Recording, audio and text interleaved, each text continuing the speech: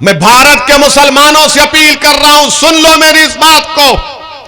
आपको शायद पसंद ना आए मगर सच्चाई बयान कर रहा हूं कि आज भारत की राजनीति में मुसलमानों की कोई अहमियत नहीं है, कोई अहमियत नहीं है।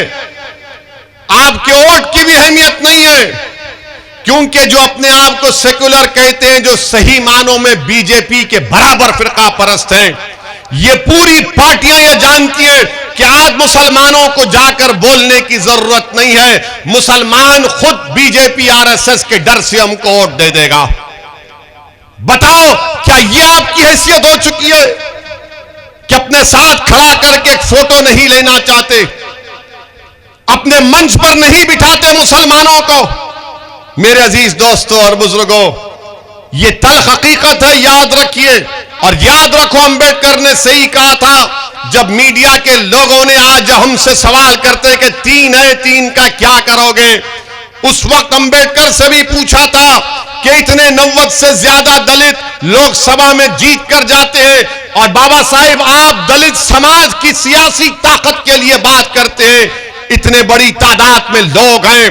तो बाबा साहिब अंबेडकर ने कहा कि हां, इतने बड़ी तादाद में जीत के तो जाते हैं, मगर वो अपना मुंह कब खोलते जब उनको अंगड़ाई लेना है। यही हाल हमारा करके रख दिए। मैं इनकी दुनिया वालों की खुशी के लिए काम ना कभी किया ना करूंगा इंशाअल्लाह ताला। मेरा मकसद मुझे मालूम, मुझे जानता हूं कि भारत की जमहूरियत में, भारत की लोकशाही में जिस संविधान को बाबा साहिब अंबेडकर ने बनाया, और अंबेडकर ने मजलूमों को पैगाम दिया है कि चाहे वो मुसलमान हो, दलित हो, आदिवासी हो, गरीब हो, कमजोर हो, देखो संविधान तो मैंने तुमको दे दिया, मगर अगर बराबरी हासिल करना है, भाईचारगी हासिल करना है, इज्जत को हासिल करना है, तो तुमको सियासी ताकत को हासिल करना पड़ेगा। जब तक आप सियासी ताकत हासिल नहीं करेंगे कुछ नहीं होगा। और याद रखो, अंबेडकर ने सही कहा था जब मीडिया के लोगों ने आज हमसे सवाल करते कि 3 है, 3 का क्या करोगे। उस वक्त अंबेडकर से भी पूछा था कि इतने 90 से ज्यादा दलित लोकसभा में जीत कर जाते हैं और बाबा साहिब आप दलित समाज की सियासी ताकत के लिए बात करते हैं, इतने बड़ी तादाद में लोग हैं। तो बाबा साहिब अंबेडकर ने कहा कि हां, इतने बड़ी तादाद में जीत के तो जाते हैं, मगर वो अपना मुंह कब खोलते जब उनको अंगड़ाई लेना है। यही हाल हमारा करके रख दिए। अगर भारत में जमहूरियत है, लोकशाही है, संविधान है, मगर भारत की सियासत की एक तल्ख हकीकत मैं बता रहा हूं। मुसलमानों को, हमारे दलित भाइयों को, आदिवासियों को समझना पड़ेगा, गरीबों को, कमजोरों को, मजलूमों को समझना पड़ेगा कि आज भारत की राजनीति में गरीब, मजलूम, मुसलमान, दलित, आदिवासी की, कमजोरों की कोई अहमियत नहीं है।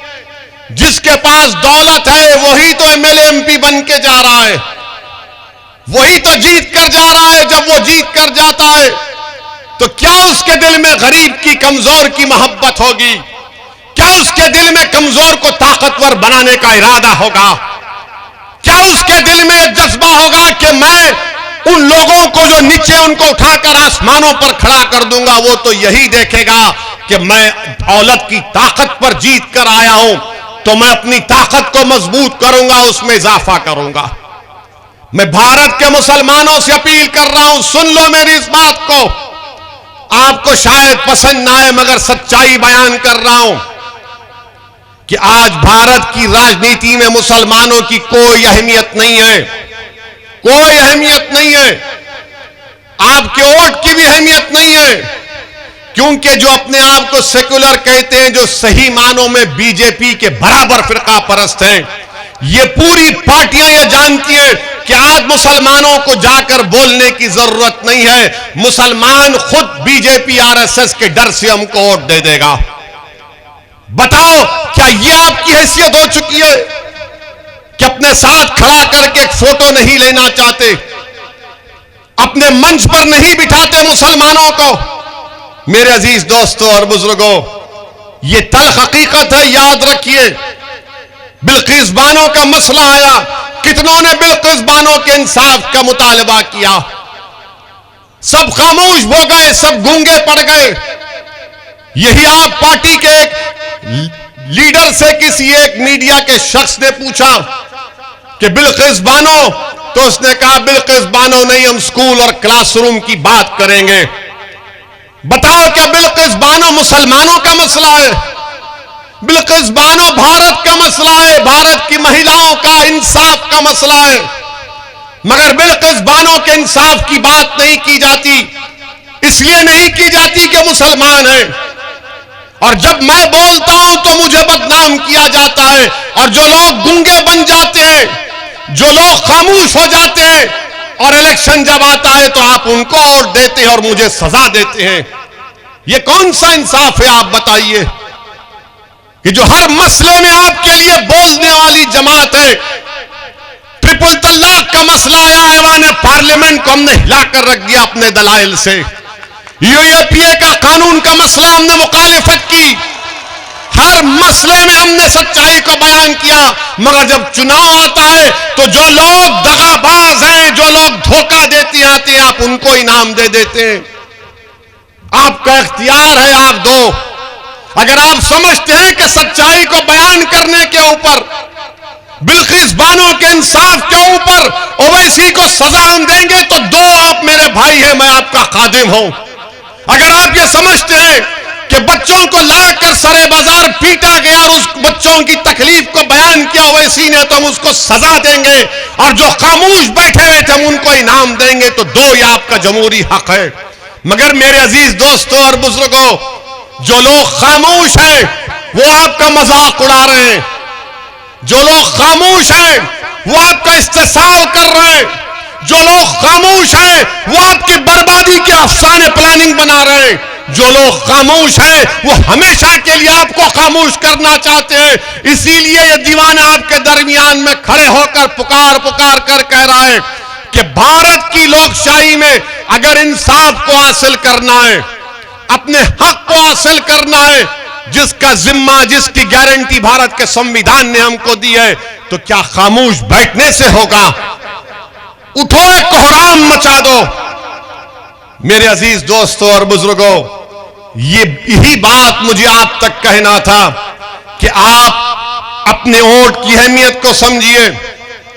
मंजलिस का साथ देना नहीं देना यह आपका जमहूरी अख्तियार है, मगर मेरा काम यह है कि आपके दरमियान में खड़े होकर मैं आपके सामने इन बातों को रखूं, आपसे इल्तिजा करूं, आपको समझाने की कोशिश करूं। मेरे अल्फाज में इतनी ताकत नहीं है, मैं गुनाहगार हूं कि आपके दिल को मोड़ सकूं, मगर मेरा ईमान यह कहता है, मेरा मानना यह है कि दिलों को मोड़ने वाला रब्बे कायनात है। अल्लाह ही आपके दिलों को मोड़ेगा इंशाअल्लाह ताला, अल्लाह ही आपके दिलों को मोड़ेगा।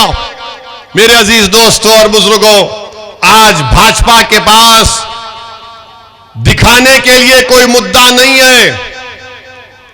महंगाई आसमानों को छू रही है, पेट्रोल डीजल इतना महंगा हो चुका है कि लोग परेशान हैं।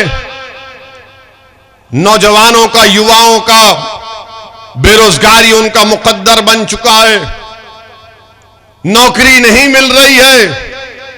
तो देश के प्रधानमंत्री आकर कहती है कि हम यूनिफॉर्म सिविल कोड के लिए कमेटी बनाएंगे। देश के प्रधानमंत्री ना युवाओं को रोजगार की बात करते हैं।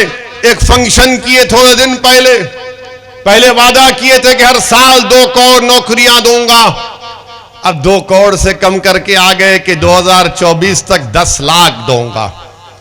हाय मोदी जी, कितना झूठ बोलते हैं आप, कितना लंबा लंबा छोड़ते हैं आप। एक बार देश के प्रधानमंत्री सऊदी अरब गए थे। सऊदी अरब गए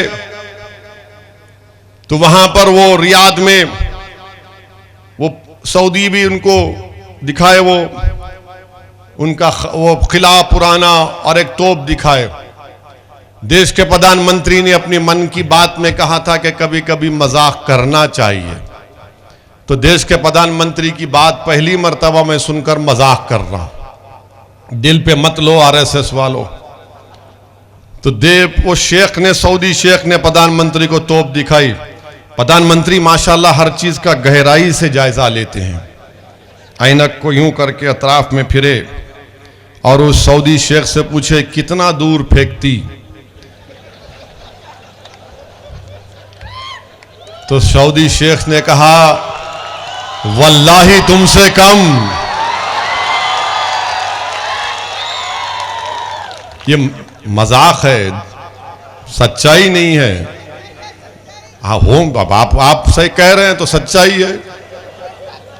अब आप कह रहे हैं तो मैं क्या बोल सकता हूं, क्योंकि 2 करोड़ नौकरियां गायब। पेट्रोल डीजल क्यों बढ़ा? यूक्रेन से बढ़ गया।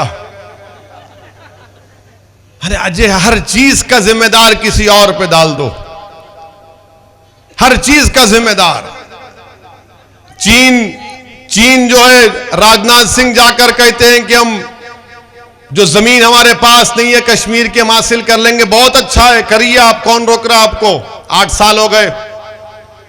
मगर जो जमीन चीन कब्जा करके बैठ गया 1000 किलोमीटर, डेप्सांग डेमचाक हमारे यहां पास नहीं है। जो हमारे लोग जानवर को लेकर सर्दियों में पहाड़ों के ऊपर जाकर अपने जानवर को घास खिलाते थे, वो पुकार पुकार कर कह रहे हैं कि 10 गांव हमने खो दिए, 10 किलोमीटर चीन अंदर घुस गया। मगर भाजपा के चाहने वाले बोलते नहीं, वैसी झूठ बोल रहा, मोदी 56 इंच का है। होगा भाई, 56 इंच का होगा, 60 इंच का होगा, मगर चीन जो जमीन पर कब्जा करके बैठा है वो कब मिलेगी हमको? मेरे अजीज दोस्तों और बुजुर्गों, गुर्बत, पावर्टी गुजरात में बहुत ज्यादा बढ़ गई, मगर उसका भी कोई जिक्र नहीं होता। अब चुनाव आ रहे हैं तो शुरू हो जाएगा पुराना बाजा, शुरू हो जाएगा। नफरत पैदा करो, डराओ मुल्लाओं से, दाढ़ी वालों से डराओ, हिजाब की बच्चियों हिजाब पहनने वालियों उसके बच्चियों से डराओ, हर चीज से डराओ। मेरे अजीज दोस्तों और बुजुर्गों, ये वतन अजीज हमारा था, है और रहेगा इंशाअल्लाह ताला।